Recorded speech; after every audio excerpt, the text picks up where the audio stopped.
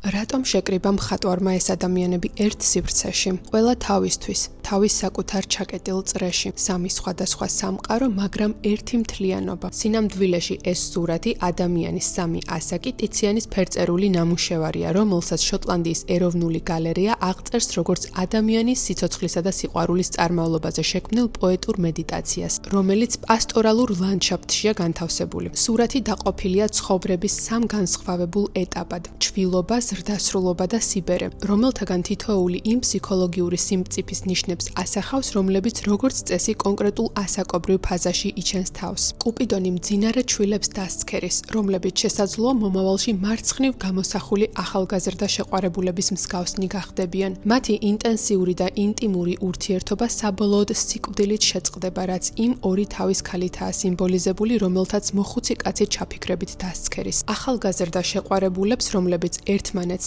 ეტრფიან, ტიციანი კომპოზიციის უკიდურეს მარცხენა მხარეს ათავსებს და შედარებით დიდი მასშტაბით გამოსახავს, რაც სიცოცხლის ყველაზე სრულყოფილი ფაზის ხაზგასმას ემსახურება. საინტერესოა კიდევ ერთი დეტალი: გოგონას ხელში ორმაგი ჩასაბერი საკრავი ავლოსი უჭირავს, რაც ანტიკურობაში ხშირად უკავშირდებოდა აფროდიტეს კულტს, დიონოსურ დღესასწაულებს, სასიყვარულო და საქორწილო რიტუალებს, ანუ მიწიერ სხეულებრივ სიყვარულს. ავლოსის ჟღერადობა გამოიყენებოდა აფროდიტესთან ასოცირებული სიხარულის, სიყვარულისა და ნაყოფიერების ატმოსფეროს გასაძლიერებლად. აქ შეყვარებულები ლანდშაფტის ყველაზე ჯანსაღ და სიცოცხლით სავსე ბალახით დაფარულ გარემოში სხედან, სანამ დაიწყებენ იმ გარდაუვალ დაღმასვლას ბორცვისკენ, რომლის ძირშიც მოხუცი კაცი ზის. მოშორებით მჯდომი მოხუცი ჩაფიქრებით შესცქერის თავის ქალების წყვილს, რომლებიც სავარაუდოდ წარსული შეყვარებულების სიმბოლოა. ფონზე გამოსახული ეკლესია წინა პლანზე არსებულ მიწიერ სცენასთან დელიკატურ კონტრასტს ქმნის და შესაძლოა მაყურებელს ქრისტიანულ,